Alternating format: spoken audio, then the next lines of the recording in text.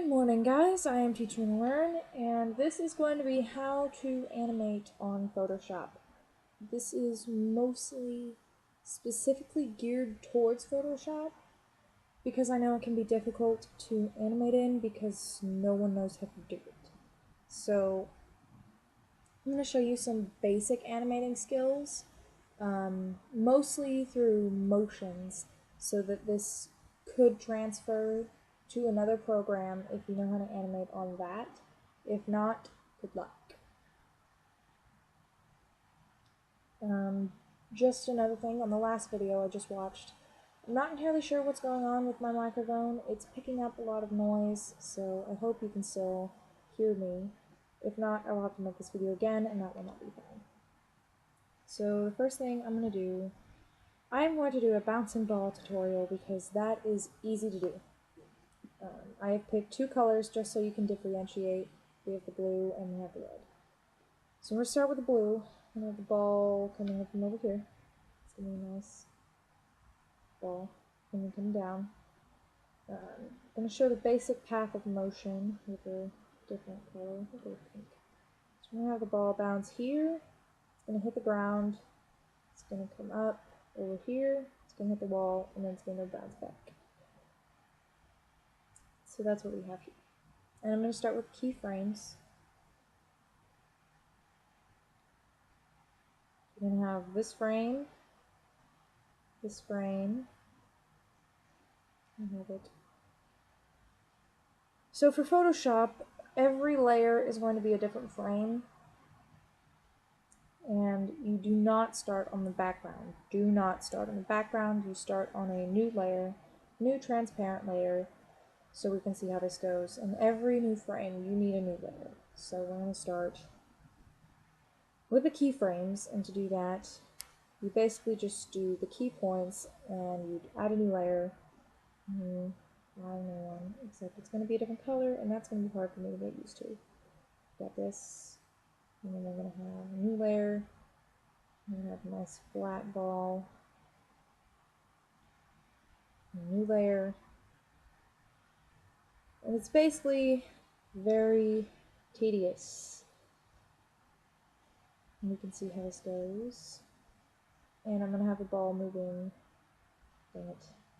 So this is what happens when you do it wrong. You get ahead of yourself, you do things wrong, and things are angry. This is basically just all my animation career, which I don't do very much of for a specific reason. I'm going to have the ball moving faster on this next section, so it's going to be a lot more oval, and the keyframes are going to be more spaced out. We have our keyframes, and you can see how this animation is going to work. See how this goes. Okay, you have to click animate. I'm going to put it on a loop, and we'll put it on a 1 second frame delay. And then you click the globe here to preview what it'll look like in your web browser. And that's what it looks like. See this flashing pink line, we will fix that later. It doesn't look too bad right now, but we're going to add some in-between frames so that it will look nicer.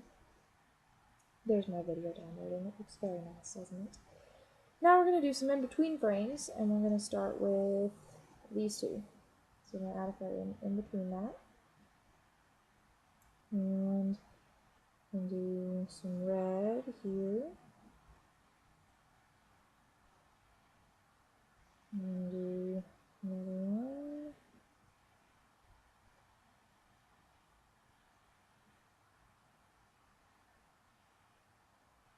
And you can see how that looks. One thing that you're going to want to worry about with Photoshop is this is going to be a GIF file when you save it, and that means you can only have a certain number of frames, a certain number of colors, and a certain canvas size. So in order to maximize the number of colors and the number of frames I can use, I have used a really small canvas size, about 3 inches by 3 inches.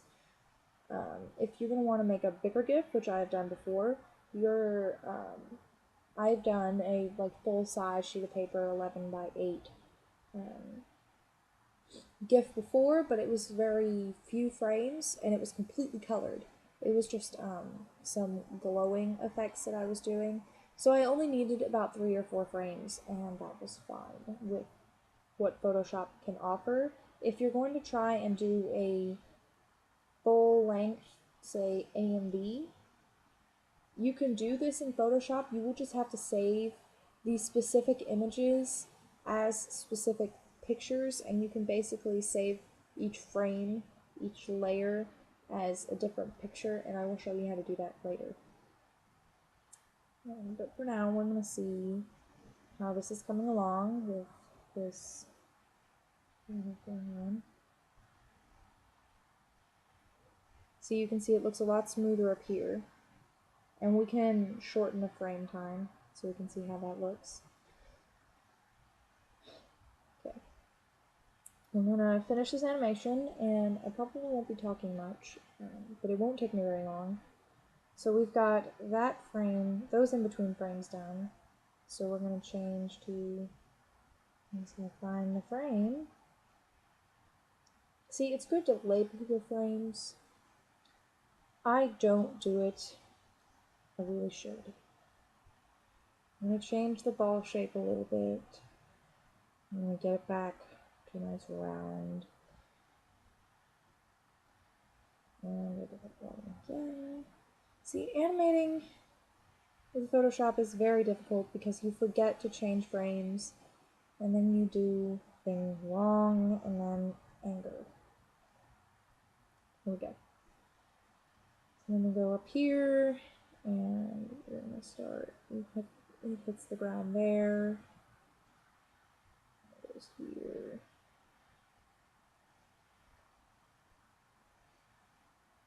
And you can kind of see the precession of the ball as it goes.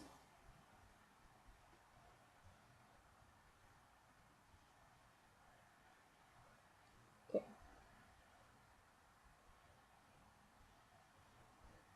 Now, the slower the animation is, the more frames you need, which is why the strange saying that in animating you have to run before you can walk is true. Because a run cycle, the slowest, worst looking run cycle, only needs about 3 to 5 frames. It's not going to look amazing, but you'll get the point across, which is what most beginners start with, is a simple run animation with either a cat or a dog, usually. You can, of course, do people. It's just a little bit more difficult.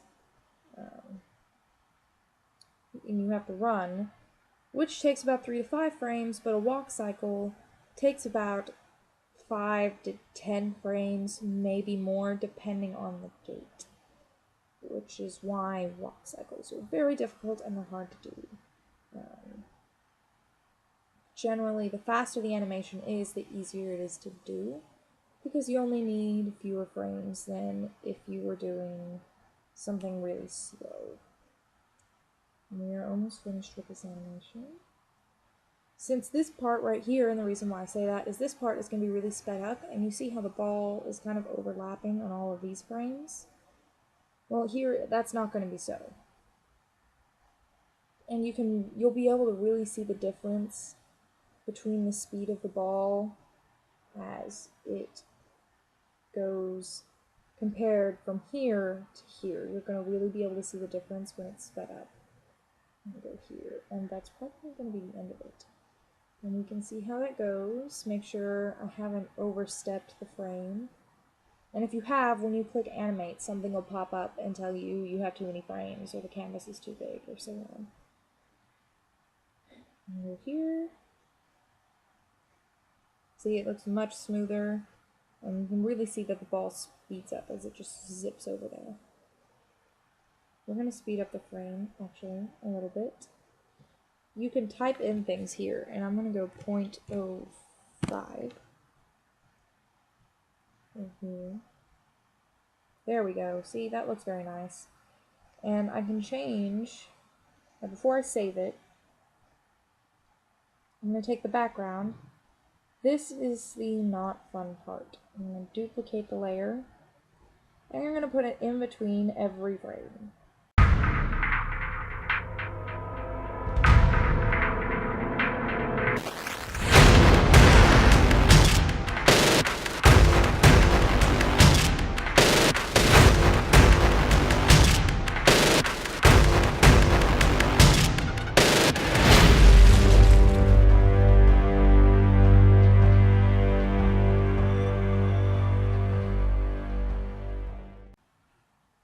Alright, now that we have a background layer between every frame, you're going to take the top frame and merge down. Do not click merge visible or flatten image, that will completely ruin everything. You click merge down and the top layer will merge with the bottom layer. You're going to do that with every frame on the transparent image.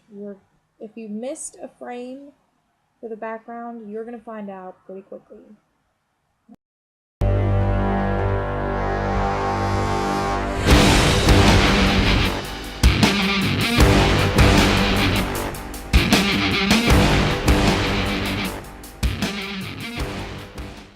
Now that we have all of the images saved, flattened, we can see what the